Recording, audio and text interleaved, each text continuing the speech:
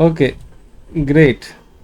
सो आप सभी का स्वागत है सस्ता और खस्ता फिजिक्स में।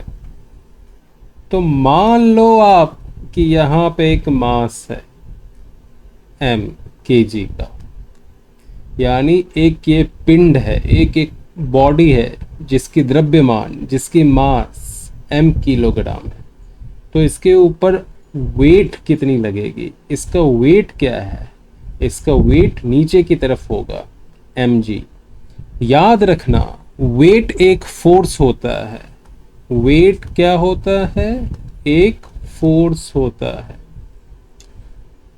ये एक ऐसा फोर्स है जो हमेशा अर्थ के सेंटर की तरफ लगता है। अब इसी को अगर डिटेल में समझना चाहो ड्राइंग से, तो मान लो ये बॉडी यहाँ थी, अर्थ यहाँ है, तो वेट जो होगी वो कहाँ लगेगी? अर्थ की सेंटर की तरफ।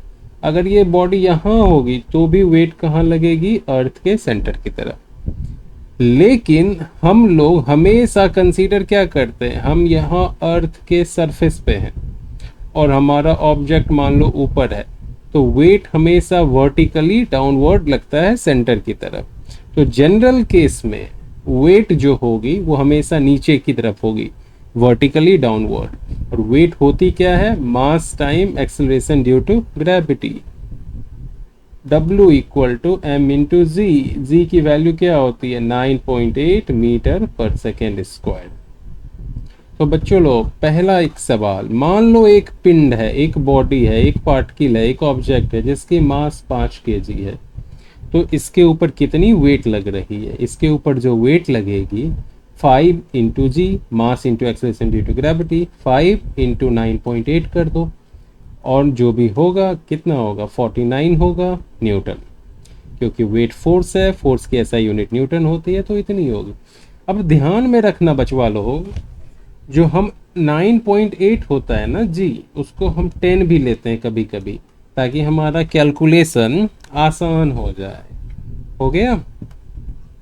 अब आ जाओ, इसी वेट को हवा में ना लटका के अगर आप किसी टेबल के ऊपर रख दो ऐसे, थंब के बरस, ओके, तो अब देखो क्या होगा। ये जो वेट है ये लगेगी नीचे की तरफ उतनी ही mg, यानी इस ब्लॉक पे अर्थ नीचे की तरफ फोर्स लगा रहा है, कितना? mg।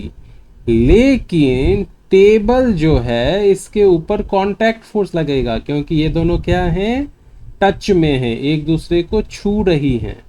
तो और कांटेक्ट फोर्स हमेशा यहाँ लगता है सरफेस से। वो किधर लगेगा? ऊपर की तरफ, वर्टिकली अपवर्ड, किसी भी सरफेस के परपेंडिकुलर। ये सरफेस के परपेंडिकुलर हमेशा 90 डिग्री पे। इसको बोलते हैं नॉर्मल रिएक्शन। इसको क्या बोलते हैं? Normal reaction. जब हमारी बॉडी स्थिर है, स्टेबल है, तो उस केस में ये नॉर्मल रिएक्शन जो है mg के बराबर होगा। अगर आप न्यूटन्स लॉ से समझने की कोशिश करोगे, तो न्यूटन्स लॉ कहता है नेट फोर्स जो होगी वो हमेशा मास टाइम एक्सेलरेशन होगी। तो इस केस में देखो, ऊपर की तरफ फोर्स लग रही है n, नीचे की तरफ लग रही है -mg, तो नेट फोर्स कितनी हो गई? n माइनस mg, जो इस ब्लॉक के ऊपर लग रहा है, इक्वल टू मास, क्योंकि ये स्टेबल है तो एक्सेलरेशन क्या हो जाएगी? 0। तो n minus m g equal to 0, तो n इक्वल टू क्या हो गया? mg। बबुआ लोग समझ में आ गया ना? अब एक और एग्जांपल से समझो। मान लो कि ये हमारा टेबल है, इसके ऊपर एक इस तरह से ब्लॉक रखी हुई है 3 kg की। तो नीचे की तरफ mg फोर्स लगेगा, यानी 3 इंटू 10, 30 न्यूटन फोर्स लगेगा, है ना? मास इसकी 3 है, जी हमने 10 लिया है। ऊपर की तरफ जो फोर्स लगेगा पता नहीं है, तो हम क्या लेंगे? n। तो n किसके बराबर हो गई? 30 न्यूटन के बराबर हो गई। क्लियर? इस n फोर्स को कौन फोर्स बैलेंस कर रहा है? mg बैलेंस कर रहा है। क्लियर हुआ? अब सोचो ऐसा होता क्यों है? देखो, ये जो ब्लॉक है ये इस सरफेस के ऊपर फोर्स लगा रहा है, तो न्यूटन्स थर्ड लॉ से सरफेस भी क्या करेगी, ब्लॉक के ऊपर ऊपर की तरफ फोर्स लगाएगी, एक रिएक्शनरी फोर्स लगाएगी। इसी को बोलते हैं नॉर्मल रिएक्शंस एन। ओके, तो अब देखो मास और वेट में क्या डिफरेंस है। मास जो है वो कांस्टेंट होता है, चाहे यहाँ हो, चंद्रमा पे हो, यूरेनस पे हो, प्लूटो पे हो, हर जगह कांस्टेंट होगा। वेट जो होगा वो कांस्टेंट नहीं होगा, इवन अर्थ पे भी कांस्टेंट नहीं होगा। एक्स यहाँ पे क्या होते हैं, ये देखो, ये है इक्वेटर और ये है पोल। पोल पे अलग होगी और इक्वेटर पे अलग होगी। क्यों अलग होगी? क्योंकि एक्सेलरेशन ड्यू टू ग्रेविटी पोल और इक्वेटर पे अलग अलग होती है। ओके, इसी तरह अर्थ से ऊपर जाओगे तो एक्सेलरेशन ड्यू टू ग्रेविटी घटती है, इसीलिए वेट कम होगा। अभी इक्वेटोरियल रेडियस बड़ी होती है पोलर रेडियस से, इस वजह से एक्सेलरेशन ड्यू टू ग्रेविटी जो इक्वेटर पे होगी वो कम होगी, इस वजह से वेट भी इक्वेटर पे कम होगा। ऐसा यूनिट तो पता ही होगा ना, मास का क्या होता है ऐसा यूनिट, केजी। एक्सीलरेशन का क्या होता है, मीटर पर सेकेंड स्क्वायर। फोर्स का क्या होता है, न्यूटन। इसकी dimensional formula M L T raise to minus two होती है फोर्स की, ठीक है। और इसकी क्या हो जाएगी, सिर्फ एम हो जाएगी। और एक्सप्रेशन की आपको पता है, L T raise to minus two हो जाएगी, बस। अब देखो कमाल की बात है, एक आदमी है, इसका नाम है यस, ठीक है।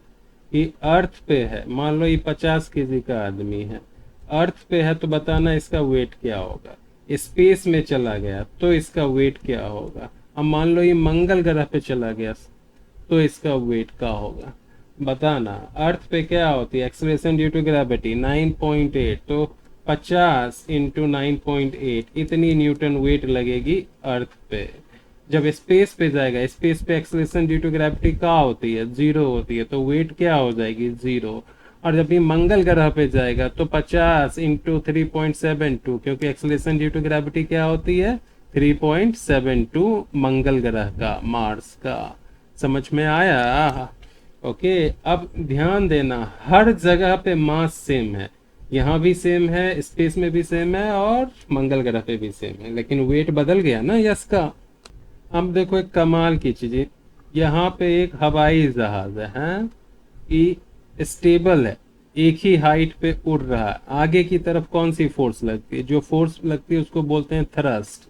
पीछे की तरफ जो फोर्स लगती है उसको क्या बोलते हैं, उसको बोलते हैं ड्रैग। ऊपर की तरफ जो फोर्स लगती है उसको बोलते हैं लिफ्ट, और नीचे की तरफ जो लगती है उसको बोलते हैं वेट। तो जब ये लिफ्ट और वेट बराबर हो जाए तो क्या हो जाएगा, हवाई जहाज एक ही हाइट पे उड़ेगा। और जब थ्रस्ट और ड्रैग बराबर हो जाए तो ये हवाई जहाज क्या होगा, एक ही स्पीड के साथ उड़ेगा, उसको बोलते हैं क्रूज स्पीड। लर्न कर लेना, ओके। तो लिफ्ट और वेट क्या होनी चाहिए, बराबर। वेट का फॉर्मूला आपको पता है, mass into acceleration due to gravity. तो लिफ्ट अगर निकालना हो तो क्या करेंगे, बेसिकली इसको बराबर करेंगे किसके, वेट के। और वेट की फॉर्मूला mg पता है, उससे आपको लिफ्ट मिल जाएगा। समझ में आया? तो चलो एक सवाल हम पूछ ही देते हैं कि यहाँ पे एक हवाई जहाज है, आगे की तरफ कांस्टेंट स्पीड से उड़ रहा है, और इसकी जो उड़ने की स्पीड है वो है 870 किलोमीटर पर आवर। तो बताओ लिफ्ट फोर्स इसके ऊपर कितनी लग रही है, जबकि इसकी जो मास है हवाई जहाज की वो तुम्हारे को पता है 12,000 kg है। तो ये निकाल लोगे ना, कैसे होगा। लिफ्ट इक्वल टू क्या होता है, वेट, और वेट क्या होता है m इंटू जी। एम दिया हुआ, जी से मल्टीप्लाई करो और खटाक से उड़ा दो। अब एक सवाल देखो, बहुत सस्ता सवाल है। ये एक ऑटोमोबाइल है, मान लो पिकअप वैन है, कुछ भी है, ओके। ये चल रहा आगे की तरफ, ये आगे की तरफ जा रहा है। अब मान लो कि ये एक्सलरेटेड है, यानी 5 मीटर पर सेकेंड या 8 मीटर पर सेकेंड स्क्वायर के एक्सलरेशन से ये जा रहा है, करेक्ट ना। और इसका जो मास है इस कार का वो है 400 kg, करेक्ट। तो अब इससे क्या समझते हो, इसमें समझने की बात यही है, इसके ऊपर एक्सेलरेशन है। एक्सेलरेशन से आपको क्या बताता है, एक्सेलरेशन से एक रहस्य बताता है। रहस्य क्या है कि इस कार के ऊपर टोटल फोर्स कुछ ना कुछ लग रहा है। कितनी टोटल फोर्स लग रहा है, नेट फोर्स जो होती है, मैंने सिखाया सेकेंड लॉ ऑफ न्यूटन से, मास टाइम एक्सेलरेशन। मास कितनी है इस कार की, 400, एक्सेलरेशन कितनी है, 8। तो कितनी हो गई 3200 न्यूटन। इतनी फोर्स लग रही है इस कार के ऊपर, तभी जाके इतनी एक्सेलरेशन मिल रही है। तो आपने क्या देखा, net force equal to mass time acceleration. अगर मास कांस्टेंट है तो फोर्स जो है वो डायरेक्टली प्रोपोर्शनल है एक्सेलरेशन की। एक्सेलरेशन बढ़ेगी तो फोर्स बढ़ेगी, फोर्स बढ़ेगी तो एक्सेलरेशन बढ़ेगी। ऐसे जैसे सोचना सोचो, तुम्हारी मर्जी। अब इस सवाल को समझो, कंसेप्ट है यहाँ पे। ये एक रॉकेट है, रॉकेट का वजन मास 523 किलोग्राम है और 1.8 सेकेंड में इसकी वेलोसिटी शुरुआत से यानी 0 मीटर पर सेकेंड से कितनी हो जाती है, रेस्ट से मान लो इसकी हो जाती है 1400 किलोमीटर पर आवर। ठीक है, 14 या 1500 किलोमीटर पर आवर ले लो। ओके, इतनी सेकेंड में। तो आपको निकालना कितनी नेट फोर्स लगी, नेट फोर्स कितनी लगी। ओके, सवाल समझ में आया। एक रॉकेट जिसकी स्पीड 0 मीटर पर सेकेंड यानी जब रॉकेट रेस्ट में थी उससे 1500 किलोमीटर पर आवर हो जाती है 1.82 सेकेंड में। ठीक है, तो हमें नेट फोर्स निकालना है। तो सबसे पहले क्या करोगे, इसको मीटर पर सेकेंड में कन्वर्ट करोगे। मीटर पर सेकेंड में कन्वर्ट करने के लिए इस बेचारे को 5/18 से मल्टीप्लाई करना पड़ेगा। जो भी आ जाएगा अब ये वैल्यू, ठीक है, उससे एक्सेलरेशन निकालोगे। v minus u by t equal to क्या होता है, एक्सेलरेशन। जब ये एक्सेलरेशन निकल जाएगा, आपको एफ नेट का फॉर्मूला पता है। एफ नेट इक्वल टू क्या होता है, mass into acceleration. Total force equal to mass into acceleration. Mass तुम्हें दिया हुआ है यहाँ पे 523 लिखोगे, एक्सेलरेशन तुमने अभी निकाला, यहाँ डालोगे और आंसर निकाल लोगे खटैक। चलो एक और बेजोड़ सवाल मैं देता हूँ। यहाँ पे एक एरोप्लेन है, इसमें 2 इंजन लगी हुई है। ठीक है, पहली इंजन जो थ्रस्ट देती है आगे की तरफ जो जाती है उसको क्या बोलते हैं, थ्रस्ट। वो मान लो देती है 500 न्यूटन की, और दोनों सेम इंजन है तो ये भी इंजन कितनी थ्रस्ट देगी, 500 न्यूटन की। ओके, और मान लो एक्सेलरेशन जो है इसकी वो है 5 मीटर पर सेकेंड स्क्वायर। तो इस प्लेन का क्या करोगे, मास निकालोगे और वेट निकालोगे। ठीक है, मास निकालने के लिए तो आप न्यूटन्स का सेकेंड लॉ यूज करोगे, net force equal to mass time acceleration.